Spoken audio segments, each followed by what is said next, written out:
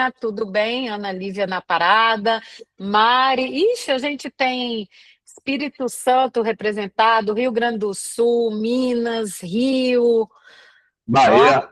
São Paulo. Estou sempre radiante, Ana. E o meu marido que me aguente essa hora da manhã, que eu já estou a mil, e aqui em casa todo mundo é quieto de manhã, só eu. Não agito. Eu não sei se acontece com vocês, mas aqui em casa é assim.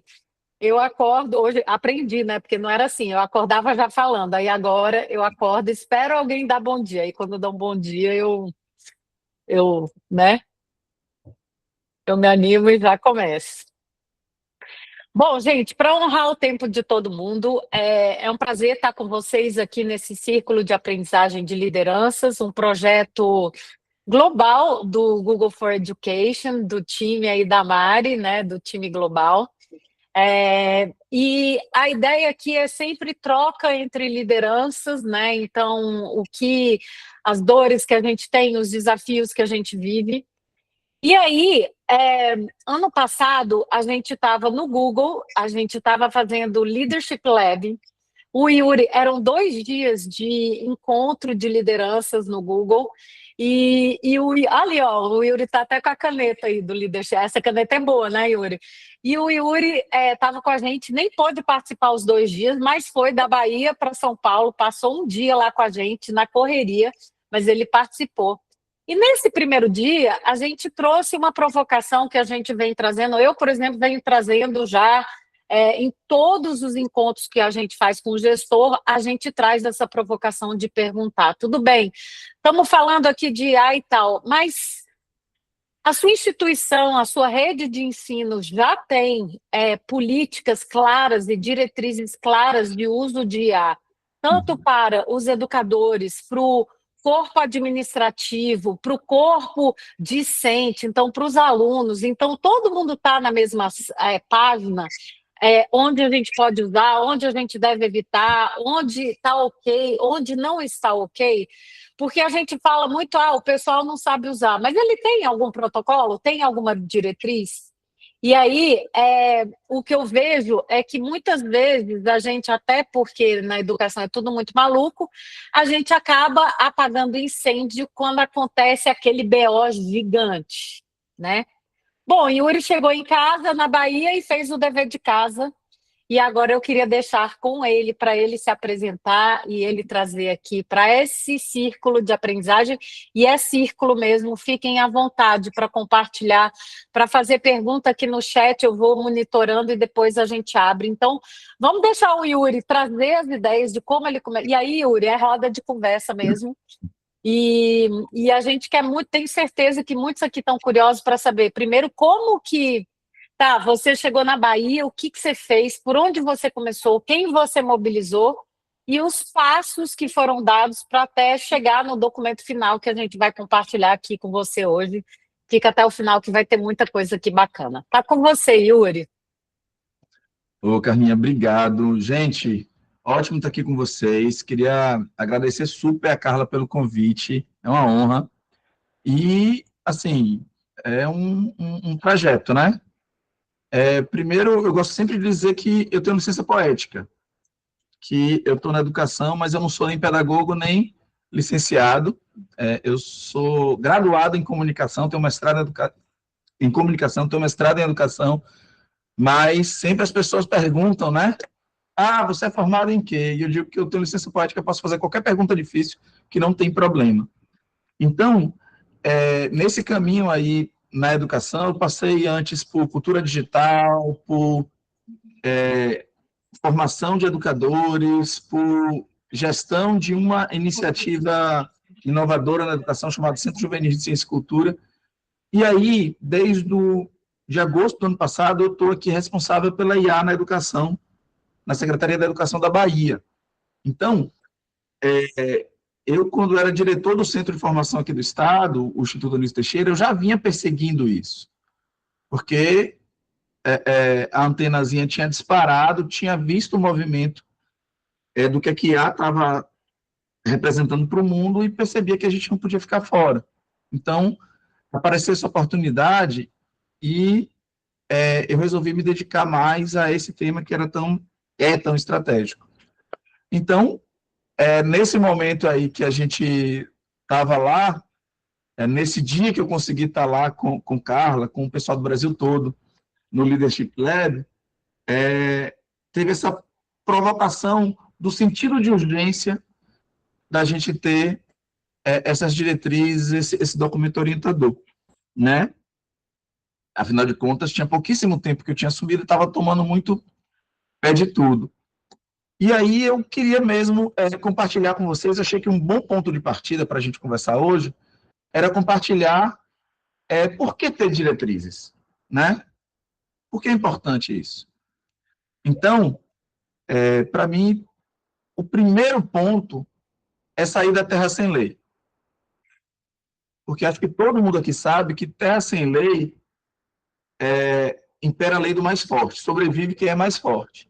E no nosso caso da educação, o mais forte é quem sempre teve todas as oportunidades.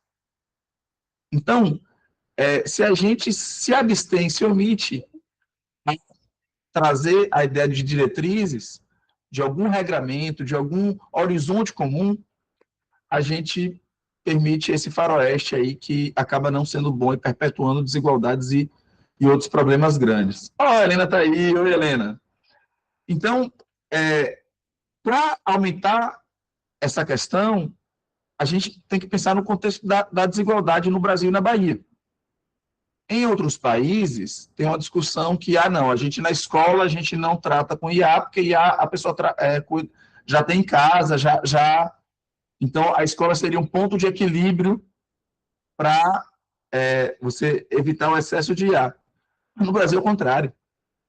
No Brasil, a gente tem que ter a educação, principalmente em redes públicas, o lugar da educação é o lugar de minimizar, mitigar a desigualdade. Então, é muito mais capaz que aquele estudante, aquele menino, menina, adolescente, ou senhor e senhora, né, pensando na EJA, tenha contato com a IA na escola e acabe orientando as famílias em casa. É o caminho inverso do que é esperado em uma outra situação, em outra circunstância social. Então, a gente amplia a responsabilidade da escola. Ainda nos porquês. Gente, é como a Carlinha falou, é uma conversa. Se alguém quiser interromper, falar alguma coisa, vamos embora.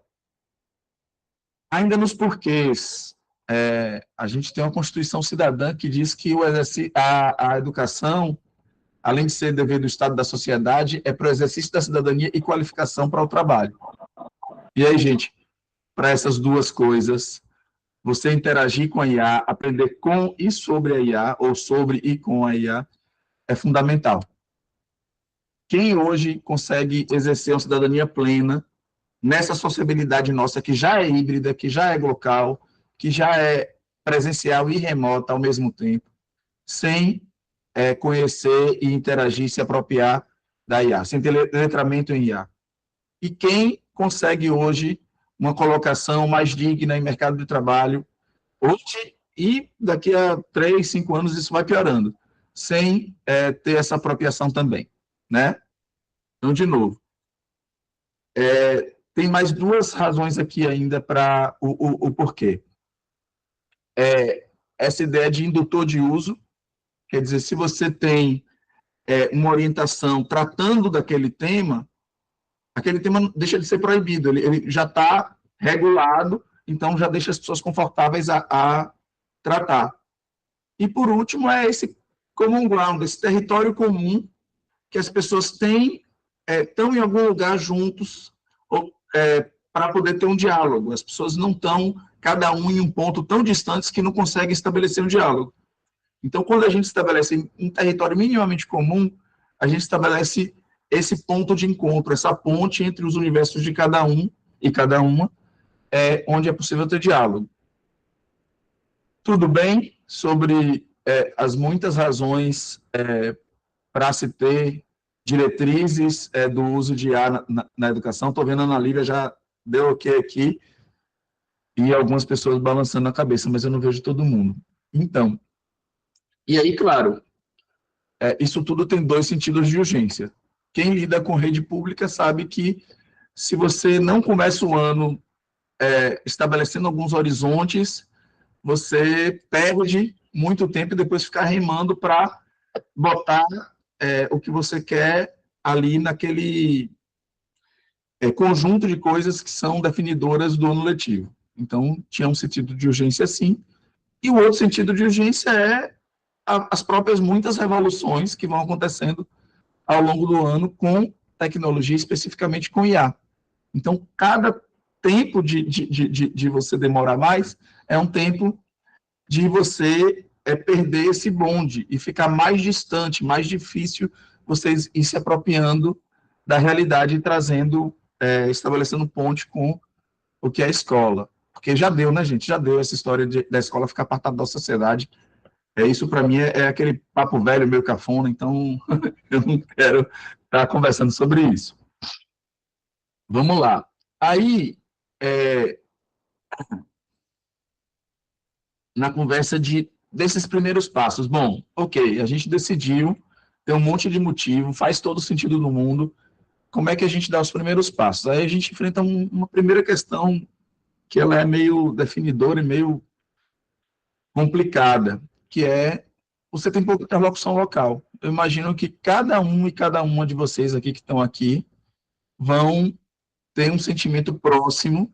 Quem não tiver esse sentimento tá super bem, tá assim, tipo, uma semana ensolarada em alguma praia muito legal, porque como a gente acaba naquele gráfico famosinho de adoção de tecnologia e de movimentos na sociedade inovadores, a gente não está na ponta da criação, mas está na ponta da adoção, a gente encontra pouca gente que tem um nível de discussão próximo. Então, meio que a gente fazer um outsourcing caseiro, né?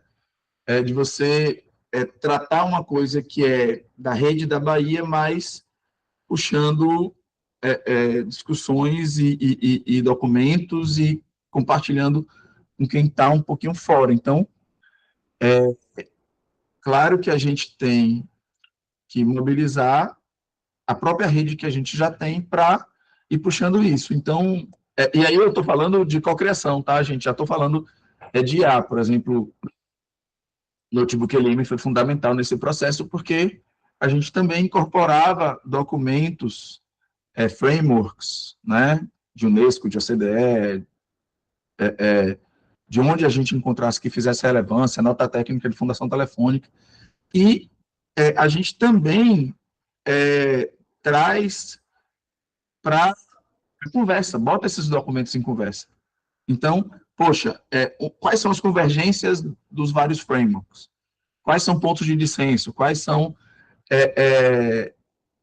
repetições? Que legislações são usadas para embasar esses frameworks? Né? Então, tudo isso acaba sendo fonte e material para amadurecimento de um documento próprio da rede. Então, é um movimento que a gente vai fazendo. Aí, a identificação de pessoas estratégicas, assim, no meu caso, eu tive pelo menos 2 interlocutores, uma professora da rede, uma professora de fora, mais, assim, dedicados, que acabaram, e aí vocês também sabem o que é isso, doação gratuita de tempo, esse pro bono que a gente acaba fazendo várias vezes. Eu até fiquei feliz, porque um grande amigo que trabalhou aqui, eu pude pelo menos certificar ele como revisor das diretrizes e serviu para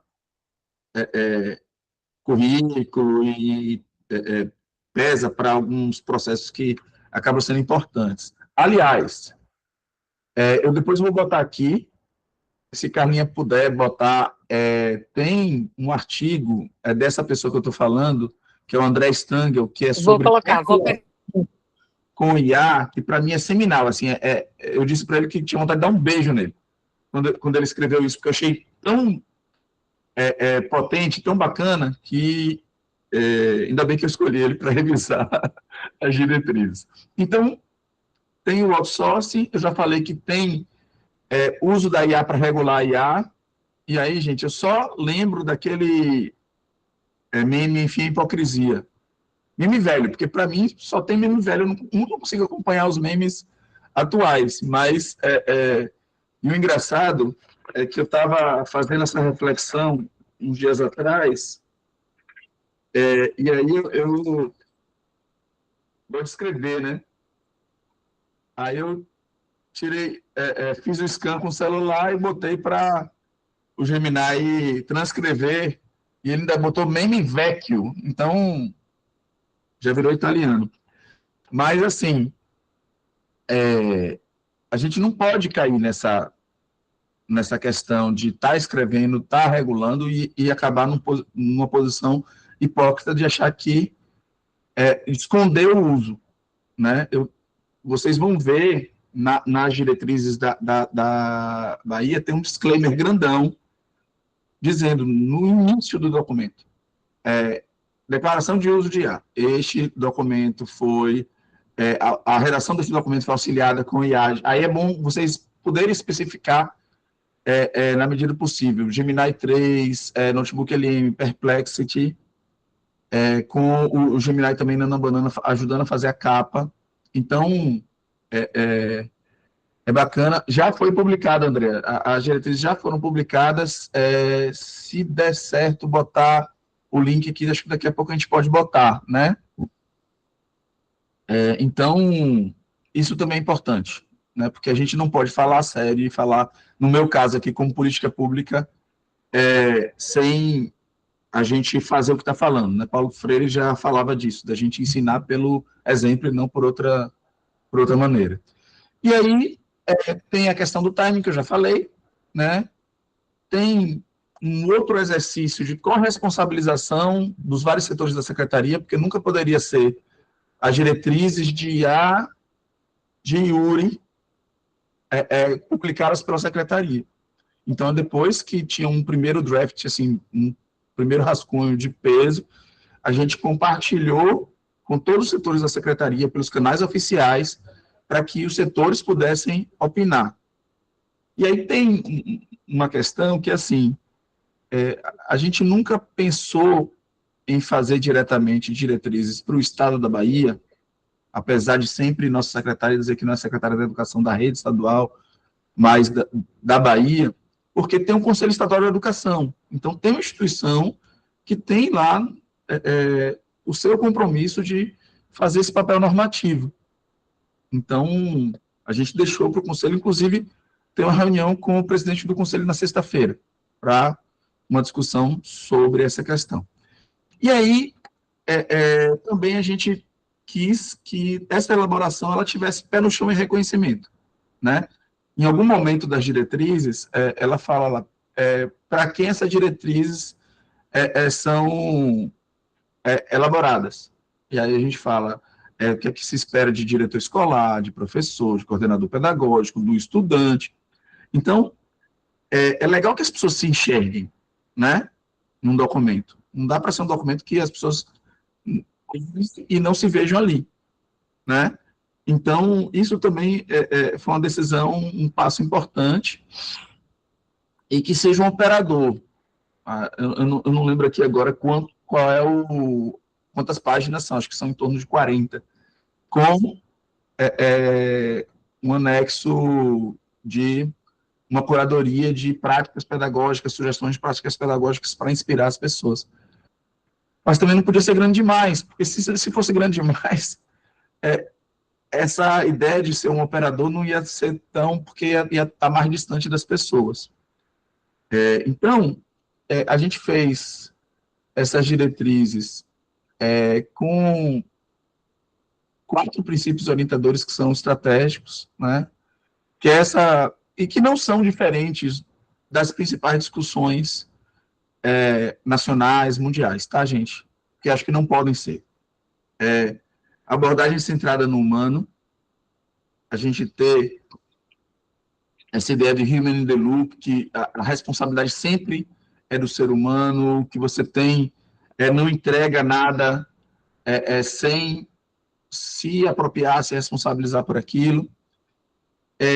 A proteção integral e dos direitos da criança e do adolescente.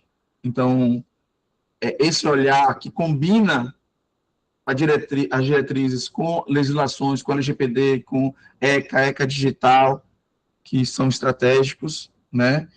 A ideia do desenvolvimento da autonomia e do pensamento crítico.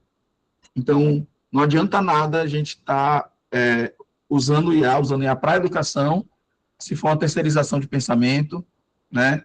E também a gente acaba, muitas vezes, em muitas discussões, falando a partir do não, né? Da proibição, do que não pode, do que não dá, e esquece um pouco de falar da possibilidade de experimentar. Quem já estava aqui entrou aqui mais cedo, eu vou até repetir aqui o que eu botei no chat, que foi uma brincadeira que eu fiz com o Canva do Gemini, para a gente se identificar qual a personalidade de IA a gente é. Botei aqui de novo. Então, a gente tem que se permitir, porque a barreira para o que a IA pode fazer, o que a gente pode fazer usando a IA, melhor dizendo, primeiro, nossa imaginação, né? É engraçado que a gente volta lá para antes da criação de qualquer ideia de inteligência artificial, o que é que talvez condiciona isso, inspira isso, é justamente a imaginação. Não dos cientistas, mas dos artistas, dos escritores. Quem criou as 3 leis da robótica foi Asimov, um escritor de ficção científica, não nenhum cientista. Então, essa ideia de imaginar sempre está precedendo. E é louco, porque eu estou lendo O Homem Bicentenário agora, e é tão bacana, tem tanta discussão filosófica lá. Então, a gente não pode perder de vista isso, né? Aqui é uma bobagem, é um quebra-gelo a partir da personalidade da IA, né? Mas a gente tem que experimentar. Não dá para falar sobre só, gente, sem testar, sem mergulhar naquilo. Porque quando a gente testa, quando a gente mete a mão na massa, a gente sabe das possibilidades e do que aqui do potencial daquele uso, inclusive dos problemas. Então, por isso que eu falei lá atrás que tinha que ser, as diretrizes tinha que ser indutoras também, porque no momento que você estimula os educadores a experimentarem, vem tudo isso. Você também é um gerador de autonomia, porque você só vai ter autonomia se aquilo não for só de outra pessoa, você não estiver aplicando somente, se você estiver criando. E aí, olha como o humano e o inerentemente humano vai aparecendo a partir da discussão, tá? E, por último, claro, que não podia deixar de estar, ética, equidade e exclusão, que são princípios básicos, fundamentais, também que não podem ser olhados do lado da negação, da proibição. Até hoje, gente, com todo mundo que eu converso, a história dos telefones celulares na escola, eu uso a palavra proibição e não restrição, porque a gente entende errado uma coisa e aí leva isso para a vida. Então, a gente tem que ter esse cuidado, quer dizer, se hoje o majoritário da sociedade tão rapidamente já usa IA, pelo menos em processos de trabalho envolvendo conhecimento, se a gente consegue estabelecer padrões éticos e um outro diálogo, transparência, isso é bom. Não é a partir do não, é a partir do sim, é a partir de construção de uma ambiência mais interessante, construção de um espaço inovador, que permite, inclusive, para a gente trazer o não, porque o não vai ser mais específico, vai ser mais direcionado e vai ser mais sustentado por argumentos. Então, olha que legal, até você construir o sim, você traz o não com mais poder. E quando a gente fala de equidade e inclusão, assim, gente, não vamos adorar pelo não. A IA pode ser e deve ser um destruidor de empregos muito potente.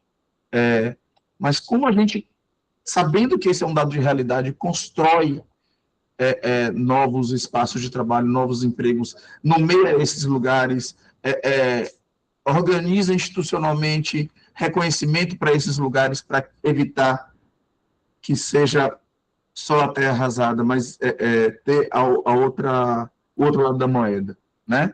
Também como a gente trata ferramentas poderosíssimas para a inclusão. Quer dizer, aqui, a minha disse no começo da reunião que eu estava, Yuri, todo arrumadinho. Eu trouxe um ring light ali, porque a luz daqui da sala era ruim. Só que aí, quando eu fui configurar para a reunião, tinha luz de estúdio e tal. Quer dizer, esse Yuri aqui não é exatamente o Yuri que vocês veriam ao vivo, não. Ele tem um bocado de camada de correção da própria IA, do próprio Meet. Então, imagina isso para as pessoas que têm problema de audição, imagina isso para as pessoas que têm problema de visão, imagina isso para a neurodivergência. Quer dizer, são um monte de ferramentas que podem ajudar a melhorar o estado de coisas de hoje. Inclusive, sei lá, alguns meses atrás eu tive como mentor no hackathon lá na Paraíba e, para o meu orgulho, quem ganhou foi a equipe só de meninas e que estavam desenvolvendo uma ferramenta que ajudasse os educadores a lidar com neurodivergentes, tanto a personalizar aula para neurodivergentes, quanto a lidar, entender, identificar e se reorganizar para lidar melhor com o comportamento de neurodivergentes, porque também é uma outra disciplina de mergulho de conhecimento e tudo que as pessoas, às vezes, não vão ter como entender. Enfim, eu estou falando demais e todo mundo está quietinho demais, a conversa está um monólogo. Está todo mundo te escutando. Olha só, eu vou colocar aqui, eu estava esperando o momento para colocar as diretrizes, coloquei aqui, o link que você tinha me compartilhado, Yuri, era do banner das diretrizes, mas eu peguei o documento e está aí para baixar já, vocês podem baixar, está aberto aí, é um PDF completo das diretrizes. E aí eu já tenho uma pergunta e queria abrir também para pergunta, eu sei que a Janaína estava aqui fazendo perguntas também. Nessa construção, você falou, e aí eu estou curiosa para saber realmente o processo. Você voltou de São Paulo e tal, com a ideia de fazer, aí você já reuniu esses documentos, que, claro, a gente já tem essas referências, né? Que são divulgadas e tudo mais amplamente aí no meio educacional, então você já fez um primeiro filtro ali, uma primeira curadoria no Notebook LM e, ao mesmo tempo, você convidou essas pessoas, aí você falou que você convidou lideranças, professores, tanto da rede quanto externos, né, para te ajudar nessa. E como é que foi esse processo? Vocês tiveram encontros? Como é que foi na prática, assim, até você chegar? E quanto tempo durou para você, da ideia inicial até vocês conseguirem ter passado pelo processo de revisão do documento, finalizado, aprovado e colocado no ar? Olha, ele foi colocado no ar em janeiro. Foram, Tá? então, uns 6 meses aí, uns 8 Não, meses, talvez. não, quando foi? Menos? O Leadership É, Lab foi em maio do ano passado. tá, beleza. É Então, porque entre maio eu estava no outro lugar ainda, né? Eu estava como diretor do Instituto Nísio Teixeira, diretor de formação, estava perseguindo essa conversa mais de um outro lugar. Aí eu acabo, em agosto, vindo para essa assessoria específica de IA aqui junto, no gabinete da Secretaria da Educação. Então, a partir de agosto que esse movimento começa, né? Mas aí, com algumas intermitências, porque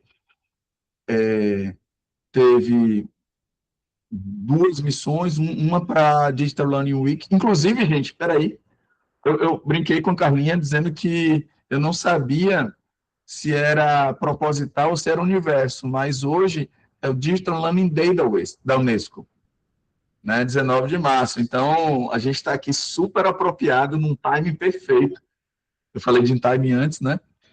E aí teve, inclusive, estava lá com a Helena, lá na Digital Learning Week, lá na sede da Unesco, em Paris. Então, teve também uma missão para o Piauí, que eu já estava organizando desde antes, mas que também foi alguns dias, mas quase uma semana, né? Essas coisas com deslocamento e tudo tomam uma semana, né? Então, teve um tempo de preparação e eu acho que eu comecei mesmo o processo lá por meados de setembro, final de setembro, tá? E aí foi um processo assim, muito de reunir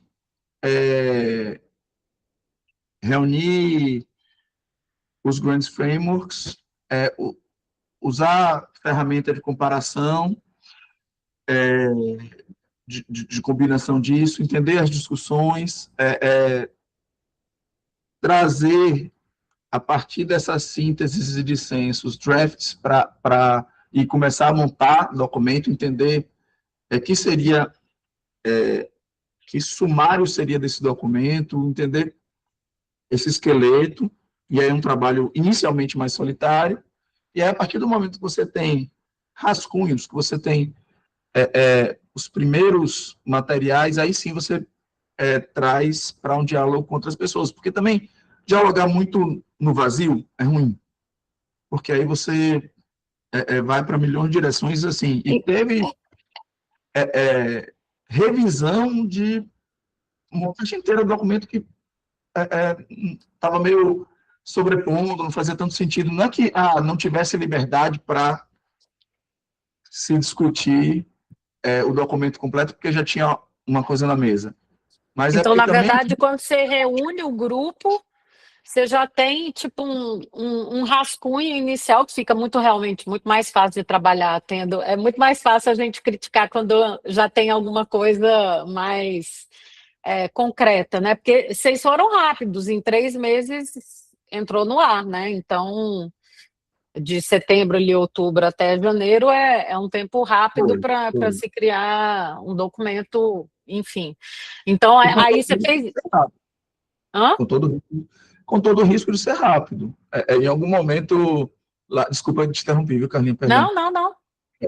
Lá no final do documento, nas conclusões, tem lá, inclusive, dizendo assim, olha, esse é um documento que já traz sua própria obsolescência programada, porque Sim. ele no máximo, tem que ser revisado no máximo em 1 ano, mas possivelmente em menos tempo que isso, entendeu? Sim, até porque a gente não sabe o que vem por aí que não estava previsto, né? Assim, enfim, é uma loucura isso. E aí, você já tem essa previsão, Yuri? Assim, tipo, esse grupo tem. Como é que é? Esse grupo fez esse documento e tal, elaborou? Vocês continuam em contato, até para pensar nisso, assim, tipo, de quanto tempo a gente vai revisar o documento, quem que puxa isso? Porque é isso, muitas vezes os projetos ficam obsoletos até por falta dessa liderança de ter alguém dono de estar olhando para isso, e acho que tem que ser olhado sempre, né? Quase que todo mês. Então, a opção aqui, na verdade, assim, isso tem a ver, Carlinha, com uma outra coisa que eu achava que era importante falar aqui, então eu vou dar a volta para chegar lá, tá? Que é o day after. E assim, é engraçado, a gente tem esse trabalhão, tem um documento bonitinho, diagramado e tal, que no meu caso só fiquei danado porque a gente não conseguiu ainda botar ISBN, porque acho que precisa também. Mas aí a gente se dá conta das linhas de chegada e de partida, que na verdade isso tudo é uma preparação para o começo do jogo. Então, que era isso que eu ia te perguntar, o que foi feito Então, depois e como? e aí, óbvio que não dá para achar que ter o documento resolve a vida. Porque, primeiro, tem que se chegar ao documento, né? Foi muito frustrante alguns momentos de alguns encontros com professores, uma outra palestra, mas assim, eu dizer, e aí, gente? Quem aqui já conhece as diretrizes para integração da IA na educação? Aí é assim, um auditório grandão e duas mãos levantadas, uma mão levantada. Então, gente, eu estou compartilhando também aqui as dores, as frustrações todas, tá? Então, é a dura realidade. A gente tem que ter... Aí, fui lá, chamei aqui a assessora de comunicação da secretaria, disse assim, ó, gente, a gente botou na jornada, mas na jornada são muitas pautas, muitas agendas, vamos fazer uma agenda própria para cá. Aí teve cobertura no portal da secretaria, botou um banner grandão no portal da secretaria, já com direta, desculpa, eu sem querer copiei o link da imagem, provavelmente. Aí, eu tive, dei entrevista, tive meios de mídia tradicional também, eu fiz uma gravação aqui, e que eu tenho que ver isso, porque já era para ter saído na mídia social da secretaria, então teve e vai sair provavelmente um artigo também, então a gente está atacando mídia nova, mídia velha, mídia velha, porque dá uma dorzinha às vezes falar assim, mas tudo bem, para divulgar. E, além disso, nós estamos pensando mesmo na complementaridade das ações. Tem mais de 1.000 educadores daqui do estado da Bahia numa formação de letramento em A, uma formação mais introdutória, assim, meio que ponto de partida comum mesmo, mais apropriação da ideia, de entendimentos e de algumas práticas que já possam estimular esse uso. E, como eu falei para vocês no começo, eu estou começando uma comunidade de prática com cerca de 100 educadores, 93, perdão, para ser exato, que a gente começa a nossa conversa hoje à noite, um primeiro encontro síncrono. Que aí a ideia é que esses educadores sejam pessoas já com alguma estrada, já com alguma apropriação, e que eles consigam, eles e elas,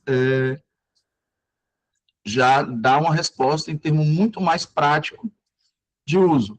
E ter como referência, obviamente, e aí, assim, a primeira conversa e aí, vocês conhecem as diretrizes de uso e integração na rede estadual? Então, perceba, Carla e colegas, né? Percebam como a gente precisa dar uma volta grande e de se cercar de vários caminhos para que essa informação não só chegue, porque não adianta nada ela chegar se não tiver um desdobramento prático, mas que tenha vida, né?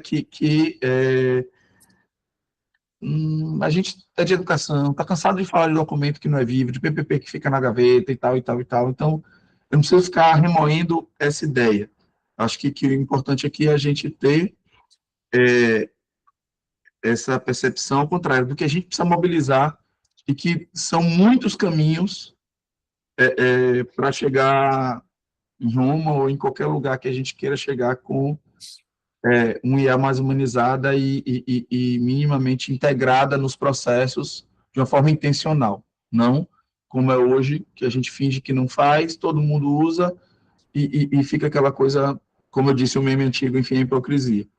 Né? E aí só um dado, gente, que para mim é um dado chocante, de uma pesquisa, acho que é do BID, ou do BID, e da Fundação Pro Futuro, que eu tive acesso a essa pesquisa no final do ano passado. Apenas 27% dos docentes consideram que alcançam um nível básico de uso pedagógico da tecnologia. Não está falando de IA, falando de uso pedagógico da tecnologia de uma forma ampla. E aí percebam como a gente vai tratar de IA, que é ponta, né, que é crista da onda, quando a gente tem também essa situação paradoxal, né? E, além disso, uma cultura que ainda hoje permanece, que eu sou professor, eu tenho que aprender tudo para depois ensinar. E a gente não aprende tudo de tecnologia, muito menos de IA, para depois ensinar, porque as coisas estão aparecendo naquele momento. E aí, essa discussão toda passa por uma grande mudança de cultura de, ok, eu tenho estrada, eu tenho conhecimento, eu tenho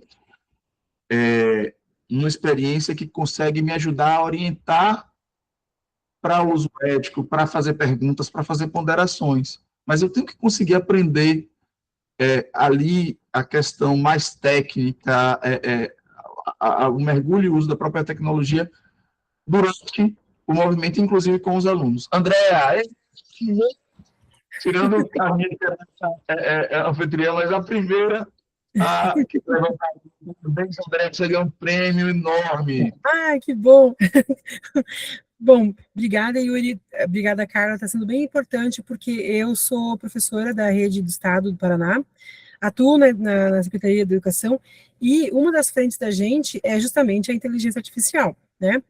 E, assim, quando você fala a questão, vou começar do último para trás, tá? Porque eu gosto de falar também, dessa questão do professor e da necessidade que o professor tem de estar se sentindo, para se sentir confortável de estar lecionando algo, ele tem que ser o especialista, né? A gente passou isso muito com a robótica, né? Tivemos uma resistência bastante grande dos nossos formadores e professores técnicos, porque eles falam assim, a gente precisa ter muito conhecimento para poder se sentir confortável para formar professor e assim em diante, né? Bom, isso a gente conseguiu com muita insistência, enfim, ultrapassar, né, essas dificuldades. Mas uma coisa que eu queria perguntar para você, Yuri, talvez você tenha falado, é assim, eu achei muito importante você estar falando da questão da construção dessa diretriz, validando ela, consultando ela com o Conselho Estadual de Educação e demais outras partes da Secretaria de Educação, né? A pergunta que eu tenho para você é o seguinte, foi uma demanda, foi uma encomenda, ou foi algo que foi surgindo, assim, foi uma encomenda de cima para baixo, ou foi algo que realmente foi uma necessidade vista e que foi colocada para o gabinete, para os tomadores de decisão, olha, é preciso ter uma diretriz que especifique e tudo mais, e que a gente dê, não a receita de como que vamos ensinar a IA, porque ela vai estar em constante modificação, mas os parâmetros para que o professor não se sinta tão desamparado. Oi, André, obrigado, e obrigado pelo questionamento também. A gente é muito acostumado a pensar em top-down e bottom-up, né? E a gente esquece que tem um mundo de coisa aqui no meio, né? Na verdade, já tinha, sem falsa modéstia, eu liderava um pouco as provocações aqui sobre IA, esse movimento mais pedagógico com a IA gente, vamos acompanhar, vamos, né? E aí, claro, isso nunca é sozinho, nunca é solitário. Você tem as redes que você mobiliza, que te mobilizam. Então, quando eu digo, e falei para ela, eu disse, saiu o documento, eu disse, Carminha, obrigado por aquela ênfase, por trazer aquele sentido de urgência naquele encontro, porque isso ficou ressoando, entendeu? Então, assim, tudo que a gente também é aldeia, são as outras pessoas que fazem a gente, né? Então, foi um pouco esse caminho. E aí, eu estava também dando essa volta para chegar lá na resposta de Carla, porque, assim, eu não quero ter uma equipe que fique responsável por revisar isso. Eu quero agora, porque antes o time não me permitiu, mas eu queria que agora esses educadores que estão usando na prática, que estão vivenciando as diretrizes, que estão espalhados pela Bahia, nas mais diferentes realidades, trazendo vida para esse documento, eu quero que eles ajudem a corrigir esse documento. Claro, com pessoas da secretaria, com as mesmas ou outras pessoas que tenham ou não concebido, tenham atuado na elaboração do documento, mas é estratégico agora, e esse conjunto de professores, minimamente, uma parte desses professores da comunidade de prática que já tem mais experiência, que já resolveu voluntariamente aderir a esse processo, participe dessa conversa, dessa revisão, entendeu? Andréia, e a minha pergunta, eu acho até interessante você ter perguntado, porque assim, pô, o Paraná é um case, né? Já é um case de uso de IA. Tem o caso aí até da questão das redações, enfim, como vocês estão melhorando esse processo de retroalimentação, de feedback nas redações, e vocês têm um grupo, e eles lá, Yuri, no Paraná, têm um núcleo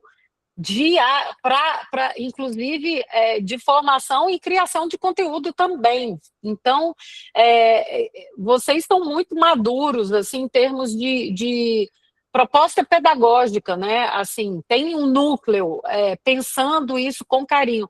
Mas é engraçado, André, então, que ainda vocês não têm essas diretrizes como algo oficial da rede. A gente fez assim, em 2025, acho que foi em maio, a gente conseguiu fazer uma resolução do plano estratégico de uso de IA na educação. Esse plano, ele é um grande guarda-chuva, só que aí aquela questão do timing também e da quantidade de demandas, né? Eu venho batalhado, e por isso que eu perguntei para o Yuri, como que suscitou isso, até para eu conseguir achar um meio, dele conversando com o meu coordenador, com a equipe da gente, né?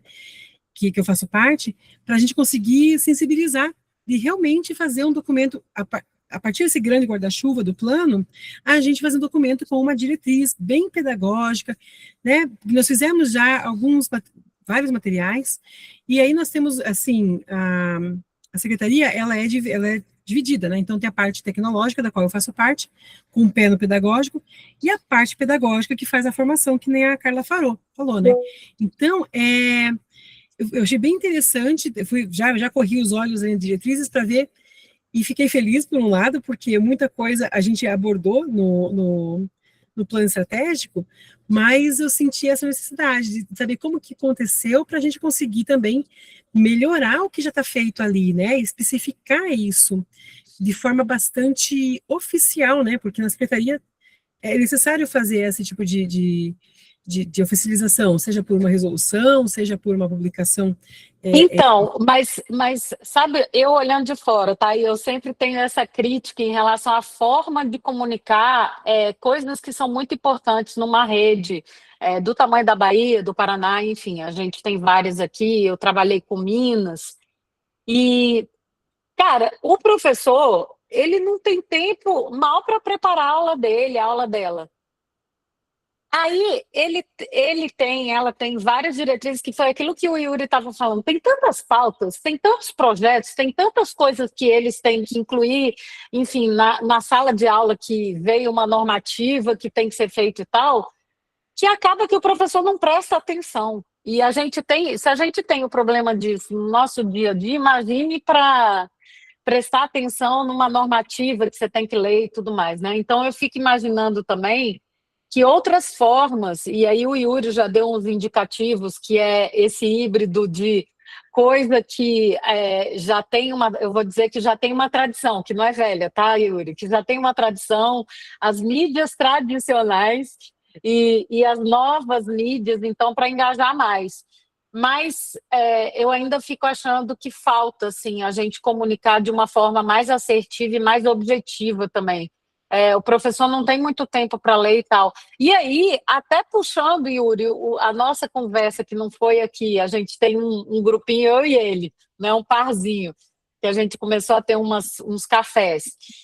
Até puxando o que você me mostrou já, do que você anda avançando, talvez seja um caminho, quer dizer, muitas vezes a gente quer que o professor leia tudo, e talvez não seja essa a proposta. Talvez, por exemplo, se a gente colocar, Yuri, como você fez com o James lá, do concurso lá de redação, ou talvez o do Santos Dumont no Notebook LM, colocar essa diretriz para jogo para o professor e compartilhar, por exemplo, o link do Notebook LM, que ele possa buscar o que ele precisa ali, tá? Como é que eu faço isso trabalhando com IA? Talvez seja também um caminho, não é o único, mas talvez seja uma proposta aí para ser feita, eu não sei, Yuri, eu sei que você está sempre pensando lá na frente.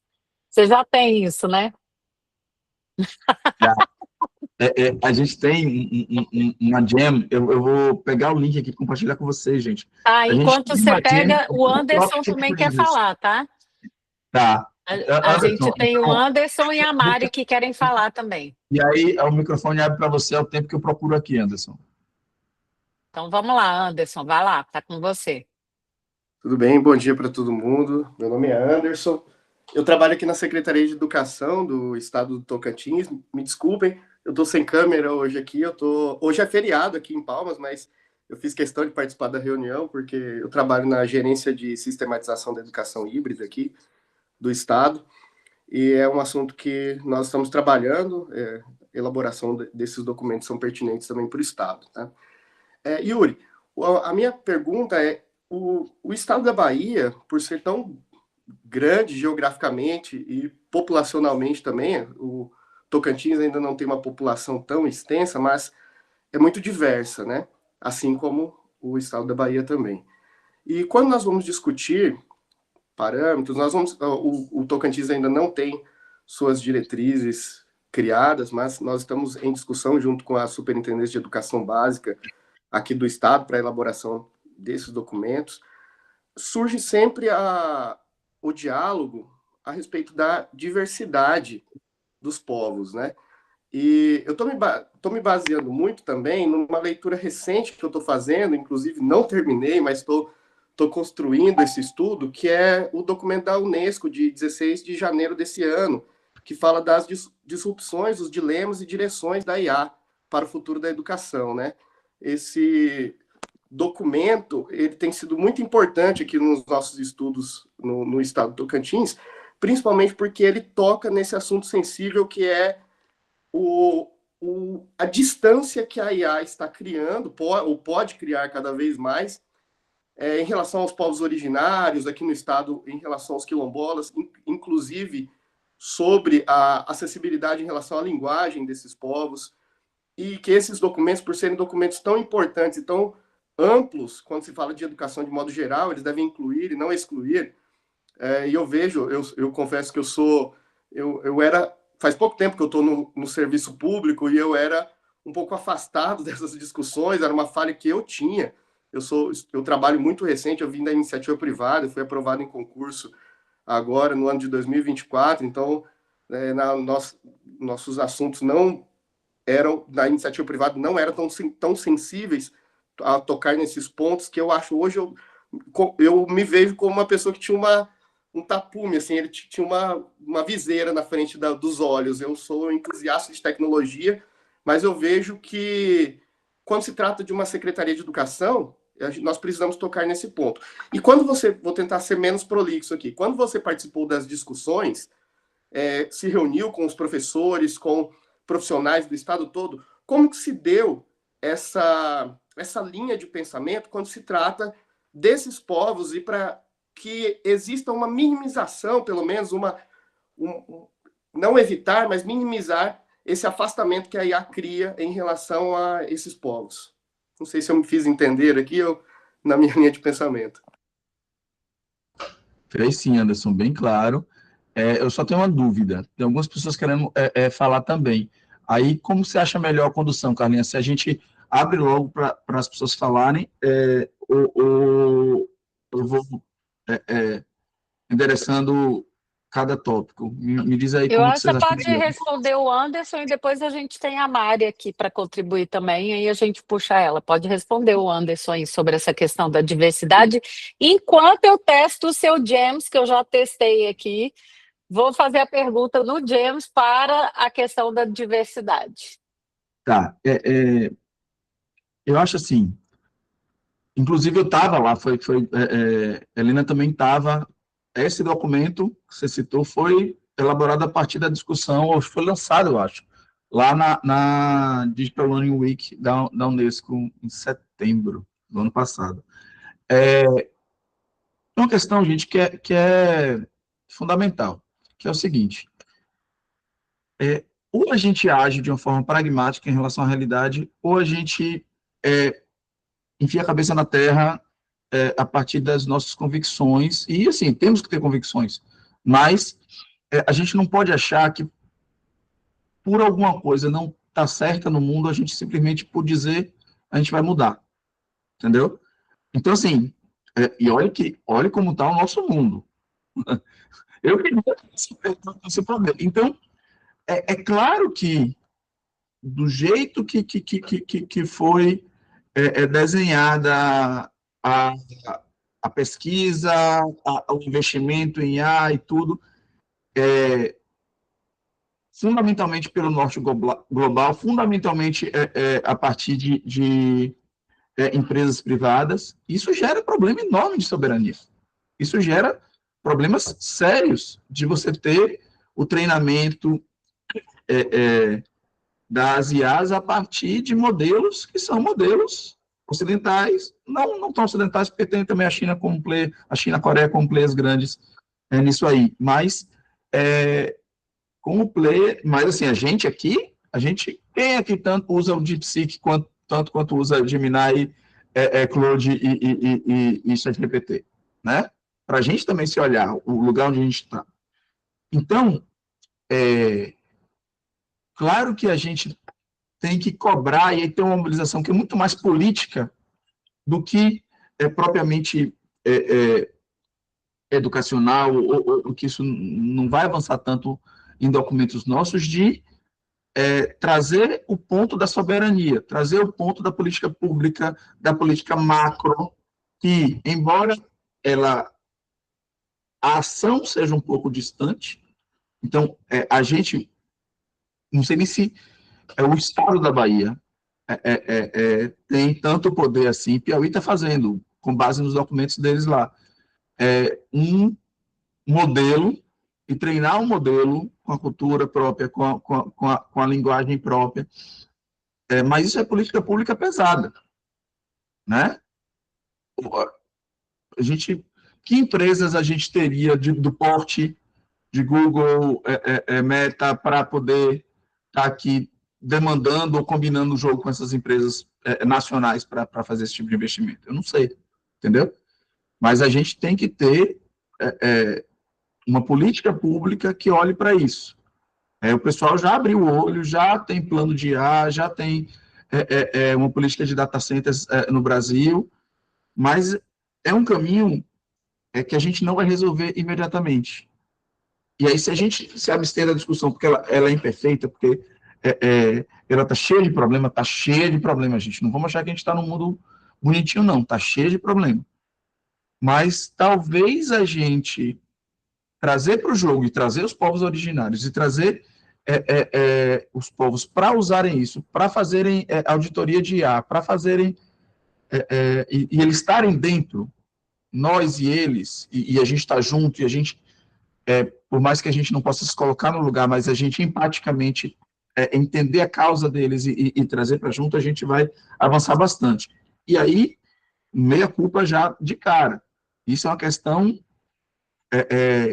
que não, até porque a gente não tinha esse casamento, dessa compreensão com maturidade para entrar aqui. A gente fala muito por alto desses temas. Minha expectativa é que, com o envolvimento de educadores, com o envolvimento de educadores de aldeias, de quilombo, a gente consiga trazer essa questão mais forte na primeira revisão do documento. Desculpa se me estendi, Anderson, mas é porque a gente precisava, acho que isso é uma questão muito importante da gente tratar.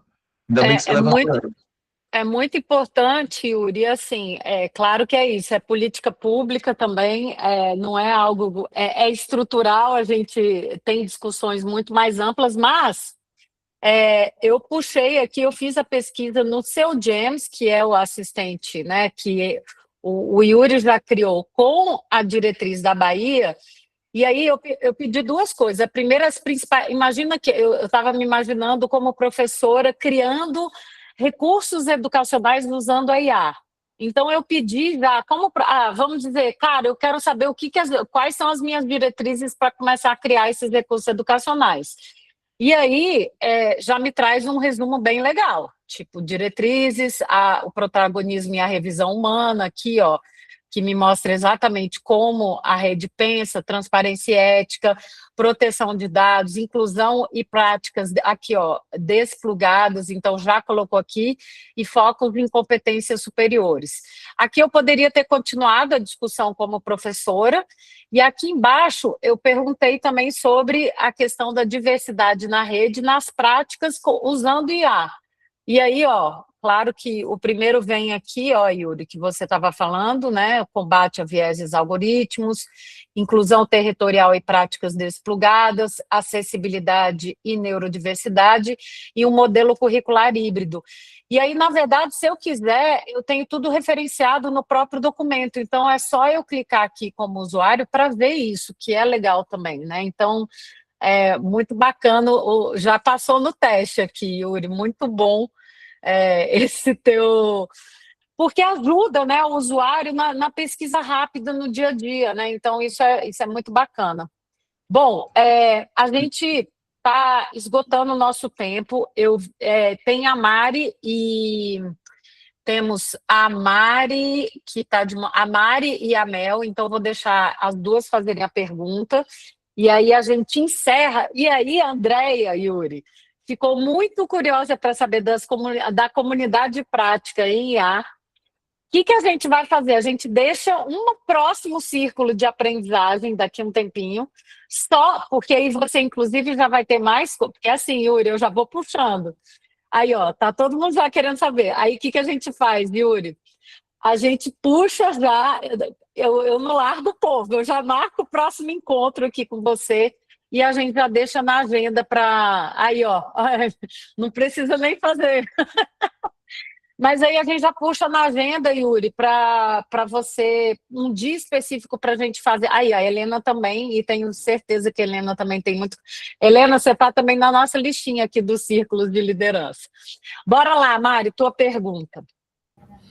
Na verdade, assim, primeiro, parabenizar a Yuri pela iniciativa. Eu acho que algumas coisas vieram em mente, assim, enquanto você falava, eu fui tomando várias notas aqui, e quando a gente fala da participação dessa coisa do professor querer ser o detentor e saber de tudo antes de começar a fazer, eu sempre parto daquela premissa do Mark Prensky, né, da pedagogia da parceria, que a gente não aprende antes, a gente aprende junto com o estudante, a gente aprende fazendo, e isso eu acho que se aplica também às redes.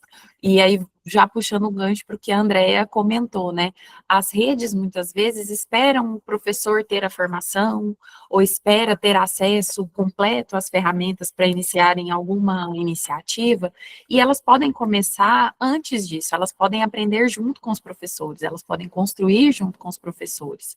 E uma coisa que eu acho muito importante em qualquer política e qualquer diretriz é a gente pensar bem nas responsabilidades de cada ator dentro do sistema, porque o professor ele vai precisar entender as políticas e as diretrizes e aplicá-las na prática, mas é o que a Carla falou, às vezes as nuances ali de uma diretriz, de uma normativa, de uma forma tão formal, ele não vai precisar dominar, o que ele precisa dominar é de que forma essas diretrizes se traduzem na prática. E eu vi que vocês aí já fizeram início dessa iniciativa de colocar lá no final sugestões de práticas pedagógicas envolvendo as ferramentas de IA. Isso já é um excelente caminho, né? Então, como que eu posso usar um possível caminho, né, para usar? Então, acho que essa tradução para a prática, para o professor, é o que mais interessa, e talvez essa tradução nem dependa exclusivamente das tecnologias digitais, né? A gente já pode fazer o letramento em IA muito antes do uso da tecnologia. E uma outra coisa que, na verdade, é uma bandeira minha, e uma coisa que eu sempre falo em todas as vezes que eu converso com as pessoas, é da gente pensar na inclusão, e aí não só a inclusão de pessoas com deficiência, mas uma inclusão um pouco mais ampla, por design, né? Então, como é que eu contemplo essas diferentes culturas, as diferentes, como eu represento essas pessoas nos materiais e nas práticas que eu produzo, como eu dou oportunidade de agência para o estudante, para o professor, e que que outros tipos de discurso a gente vai permitir que sejam produzidos e representados nessas nossas práticas, porque, e aí a gente, voltando, eu sou também jornalista e sou professora de linguagens, né, então a gente tem a tendência muito de priorizar o texto escrito, aquela avaliação muito formal, as pessoas ainda estão muito preocupadas em avaliar como eu vou saber se o aluno usou ou não usou IA, né? Na verdade, o problema deveria ser outro, deveria ser partir do pressuposto que eles estão usando, mas de que maneira eu vou permitir que a minha avaliação contemple esse uso e sem matar o raciocínio e o pensamento crítico, né? E aí é uma convocação também a todo mundo que está aqui para que a gente não espere que essas políticas existam para começar a fazer a nossa parte no processo, né? Para a gente começar a assumir essa agência e fazer esse movimento de pensar as nossas práticas de uma forma mais inclusiva, mais responsável e pensando em uma formalização desses usos dentro da nossa sala de aula. O que eu permito que o meu estudante faça? E aí, se a gente tem uma política para nos ajudar, melhor ainda. E uma última coisa muito importante que você mencionou, é a transparência no uso das ferramentas por parte da gestão e dos professores, porque os professores usam muitas vezes, em muitos momentos, mas na hora de deixar o estudante usar, não, eu tenho que fazer uma prova que meu aluno não possa usar IA de jeito nenhum, uma prova que foi criada usando IA, né, então a gente entra numa contradição muito grande aí, né.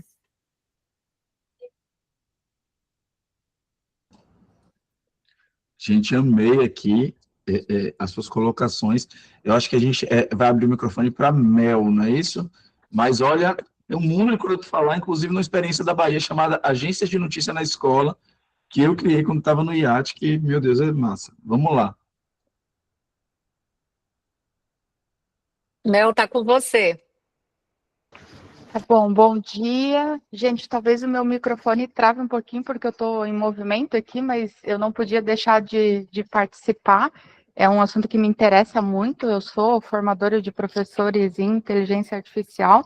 Eu trabalho no Sistema S, que é privado, mas eu dou formação para o sistema público também, porque eles têm parcerias de conexões com a rede estadual, municipal.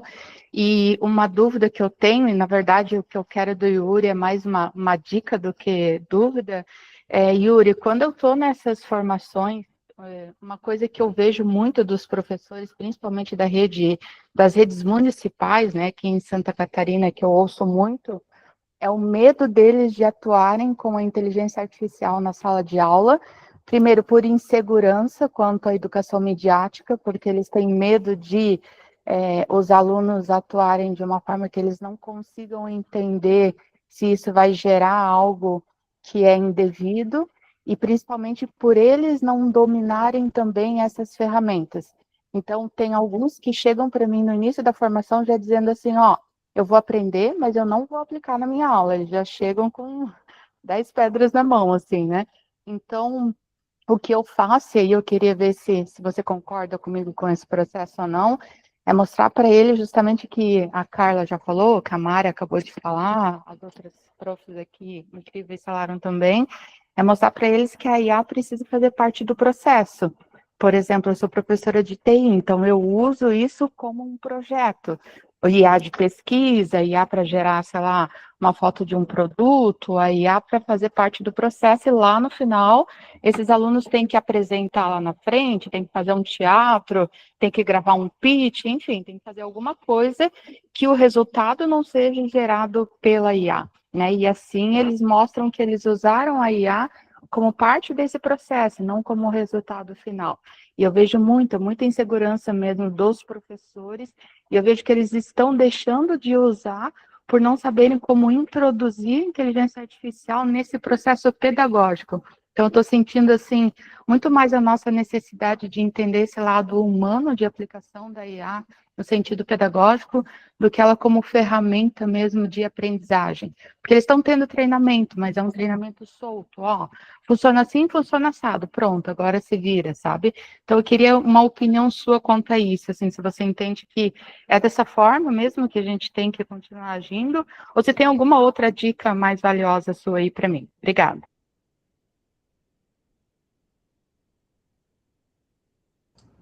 Pronto, gente. Ai, meu Deus. Obrigado, Mariana. Obrigado, Mel. Eu me sinto assim. É o seu nome mesmo, Mel? Eu já fico meio íntimo, assim, né? Ah, então é mesmo.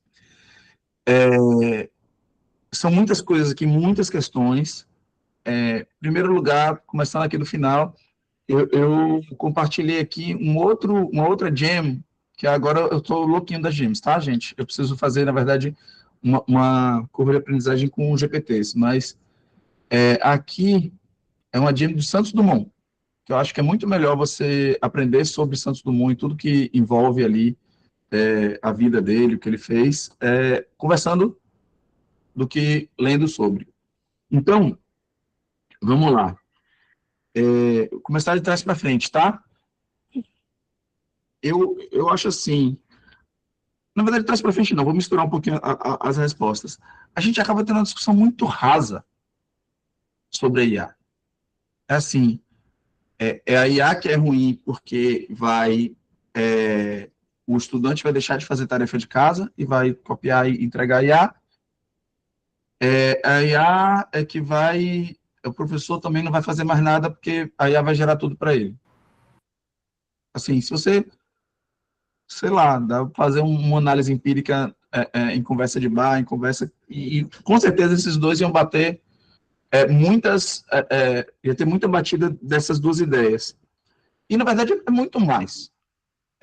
Você ter novos processos de construção e de pensar, de co-criar, né? Carlinha me perguntou como eu tinha criado aqui no Canva o formulário da análise de IA, aquele quizinho que você identifica que IA você é. Cara, isso é uma conversa, como quase todas as criações. Então, até aquela ideia de diretrizes, aí um spoiler alert, gente. Se vocês fizerem diretrizes e disserem, não, pede para o aluno mandar o prompt que ele usou. Não é o prompt, porque são conversas. Você vai ajustando, você vai co-criando.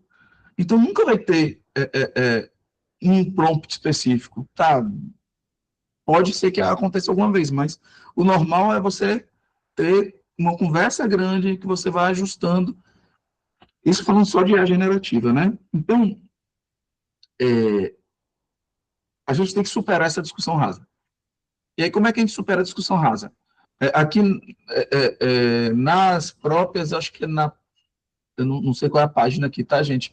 Mas lá nas diretrizes nossas, a gente bota aqui para o docente, na atuação docente, sempre que o docente decidir se valer de sistema de IA na elaboração de materiais ou para avaliação de alunos, recomenda-se que explicite o fato para a turma. Então, já trazer, vale para todo mundo. Não é mais um poder sobre os alunos. É uma coisa... E aí, quando vale para todo mundo, também normatiza, traz para o dia a dia. Né? Vamos cá, a gente usou IA. Como você usou? Desse jeito, porque não pode ser, eu usei a IA, como se fosse um problemão, entendeu? E aquela música sinistra de fundo, de suspense vindo junto. Não, eu usei. Como você usou? Olha que legal. Vamos o que é que gerou isso? E aí você tem discussão. Porque também a gente tem que incentivar a discussão. E acho que o medo do uso vem a partir disso, vem de exemplo, vem de você... tem uma coisa que eu adoro do pessoal do Scratch, que você mostra o código. Né? Então, você mostrar o código, mostrar o prompt, mostrar a conversa inteira. Então, a gente vai desmistificando, exatamente, André, trazendo para o dia a dia. Né? Para o como fez, o que é que podia ter feito, quer dizer... E aí a gente pode também explorar, assim, imensamente as possibilidades, inclusive com isso. Uma grande amiga minha, ela, durante um tempo, trabalhava ensinando física e matemática na cozinha da escola. E aí, às vezes, ela brincava e mudava as proporções para, entre aspas, dar merda, e ficar ruim, ficar salgado, ficar solar o bolo, porque aí você identifica essa ideia das variáveis influenciando o resultado do produto. E aqui é a mesma coisa. A gente pode fazer um jogo de 7 erros com a IA, você intencionalmente pedindo para a IA gerar informação errada para você trabalhar depois. E aí você tem pesquisa, tem combate à desinformação, tem identificação de fonte, aí entra naquela coisa que a Mel falou da educação midiática. Então, assim, a coisa mais normal do mundo. Eu vou fazer palestra para professor, e tem professor que diz assim, tudo bem, mas tem que logar no Gmail para usar o Gemini? Entendeu? Como é que loga? Como é que usa o e-mail? Ah, mas eu não sei o e-mail. E vai ter aluno também que é a mesma coisa, tá? Para a gente não ficar achando só que são professores dinossauros, porque a gente tem os gaps geracionais, e não é apenas um, são pelo menos dois, entre alunos e professores, e entre professores e professores, porque tem uma geração nova de professores que passa por isso, mas quem começa a usar, a experiência vai dando a proficiência. Não é à toa, gente, que todo mundo aqui usa Instagram, todo mundo aqui usa aqui Meet. Então, assim, é o uso que faz a gente saber do uso. O que para mim é chocante e que faz parte um pouco da nossa cultura da educação é eu usar privadamente as coisas e eu não poder usar publicamente as coisas. Eu não usar a rede social para o trabalho, eu não usar a internet para o trabalho. E aí você deve ter essa experiência, também da gente não se dar conta do potencial das questões. E aí vale a pena muito nossa provocação. Que a gente tem internet, há pelo menos, internet de banda larga, sei lá, pelo menos há 15 anos, a gente tem algumas escolas com internet de banda larga e a gente não ensina línguas falando com nativos da língua. A gente não faz planejamento em conjunto, colaborando, para ganhar tempo, para evitar trabalho e qualificar o trabalho. Então, são coisas que são culturais. E aí, sim, eu sempre que posso tento saber quem está mais na frente lá da curva de aprendizagem, trazer para junto, fazer com que essas pessoas, cada vez mais pessoas dessas sejam pontes, inspirem os colegas, e a gente tem esse derramamento, porque se uma pessoa que não sabe nada dá um primeiro passo e faz alguma coisa, e aí nesse momento parece mágica, né? E aí a coisa da beleza da aprendizagem está aí, essa pessoa que fez mágica um dia vai querer fazer mágica 2 dias. Então, a gente tem que construir ambientes de confiança para que a pessoa possa experimentar, possa testar. E aí, se tiver comunidades em que as pessoas possam trocar, testei assim, testei assado, eu acho que a gente tem muito ganho. E aí bate no que a Mariana está falando de representação, quer dizer, principalmente de agência, né, das pessoas irem construindo essa autonomia. Tanto que a autonomia é um dos princípios maiores aqui das diretrizes. E aí, eu acho que as diretrizes aqui, elas entram razoavelmente e tematizam inclusão, no sentido de PCD e neurodivergente, mas trabalham muito pouco a diversidade dos povos. Isso, realmente, a gente tem que olhar e encarar de frente as coisas que a gente não fez, não foi capaz de entregar. Isso é uma coisa que eu não entreguei. Então, Anderson, quando vocês fizerem no Tocantins, já tratem isso de uma forma melhor, porque aí também tem todo o conhecimento específico, um mergulho, e aí vocês ensinam para a gente como a gente vai fazer aqui a da Bahia. Só uma coisa que é importante também nesse sentido, que a Mariana falou lá no começo, é do desplugado, né? A gente tem o pessoal do NEES, lá do IA.edu, que tem a cátedra da IA desplugada, da Unesco, né? IG, Maria Alice, e tem também, a gente no Piauí, nessa viagem que eu falei, eles não têm conectividade resolvida, não tem tudo resolvido. Mas a ideia de você tratar, mesmo assim, e dar o passo, você trata desplugado, você onde resolve como dar. É melhor resolver como dar e dar o passo e caminhar do que ficar parado porque não tem a situação que nunca vai ser perfeita. Então, eu acho que, e aí, essa experiência de estar no Piauí, de ver como eles lidaram com essa situação, inspirou muita gente para também trazer muito a força do desplugado para as diretrizes. Bom, eu tentei andar rápido, porque eu sei do tempo, mas eu não queria deixar de falar essas coisas. Nossa, maravilha. Olha, a gente podia ficar nessa roda aqui por horas, eu tenho certeza, ainda mais com todo mundo que está aqui e que ficaram, né? Impressionante. Olha só, o meu convite, então, não tem jeito, eu vou ter que marcar um outro círculo com o Yuri, já temos o compromisso aqui, Yuri, porque aí a gente pode marcar, talvez para maio, o próximo círculo, depois da Beth, depois daquela confusão toda, que a gente vai estar tudo envolvido, porque aí faz muito sentido, porque você já vai ter tido mais experiência com esse pessoal. Então, acho que você já pode trazer mais elementos interessantes aqui para o grupo, para dizer como é que você está fazendo essa construção. Eu já aprendi horrores com ele, gente, nesse cafezinho que a gente tomou. Então, está sendo essa troca. Queria te agradecer muito por participar desse nosso círculo de aprendizagem, né, para lideranças em educação. Então, esse é um movimento que continua. Que bom que vocês todos estão aqui. E eu deixo aí no chat, muito importante, gente. Nós hoje também, o Yuri me fez uma pergunta muito simples, que foi a seguinte: Carla, você tem um mapeamento das redes que já estão com essas diretrizes? Eu disse, não, Yuri, na verdade eu quero saber de você. E aí, o que a gente está começando agora, que a gente vai fazer uma campanha aí pelo esse círculo de aprendizagem aqui, pelo grupo de educadores Google. O que eu preciso de vocês? De vocês responderem para a gente esse primeiro formulário, porque a gente vai fazer esse mapeamento de quem já tem essas diretrizes, vamos disponibilizar as diretrizes, a gente vai fazer um mapa aí do que a gente já tem de diretriz, vamos colocar no notebook, lembro, para pesquisa também de vocês, nas redes e tudo mais. Mas para isso eu preciso que vocês preencham e que também divulguem. E uma outra coisa que fica aqui o convite é que agora a gente tem esse grupo dos círculos de liderança. Então, de líderes educacionais, é um grupo de WhatsApp, que é onde tudo rola e tudo funciona no Brasil. Não tem jeito, já tentamos de várias outras formas, mas é onde você fica ligado nos próximos encontros. Então, a gente já tem marcado mais um de gemas aí, que a gente tem feito esses círculos.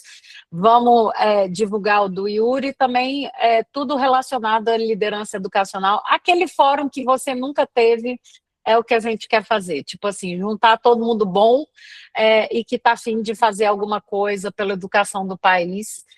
E queria te agradecer muito, muito, Yuri, pelo sim. Você sempre me diz sim, né? Fico super feliz.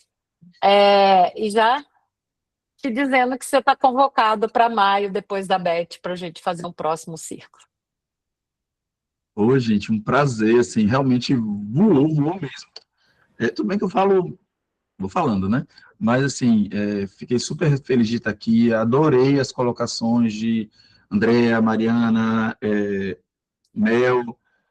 A de carninha eu já estou acostumado, então já é default, assim, já é padrão, mas obrigado mesmo. Também de Anderson, que foi uma super provocação. Anderson, obrigado. Um prazer, estou sempre à disposição. Acho que isso enriquece a gente assim, perceber como a gente pode colaborar é das grandes riquezas que a gente tem hoje, né? Só uma perguntinha, isso aqui vai ficar gravado? Foi gravado? Vai ficar gravado, a gente vai disponibilizar no YouTube, se você permitir, obviamente, do GZ Brasil. Obrigado, né? Porque algumas pessoas que queriam estar, mas não podiam, perguntaram também, aí eu disse que ia saber. Então, a gente vai colocar no YouTube do GG Brasil, se você autorizar, porque o que você trouxe é maravilhoso. O canal do YouTube do GG Brasil é só entrar no YouTube e pesquisar GG Brasil, que vocês vão achar, mas é youtube.com/GG Brasil, tá? E entrem no grupo de WhatsApp, porque lá a gente vai divulgar tudo sempre em primeira mão para vocês, tanto a gravação quanto continuar a conversa. Aí, ó, a Mari já colocou nossa mega Mari. Gente, até a próxima. Então, eu sei que está todo mundo aí, ó, hora de continuar o trabalho, porque isso também foi trabalho. Até a próxima. Tchau, tchau. Valeu, pessoal. Até mais.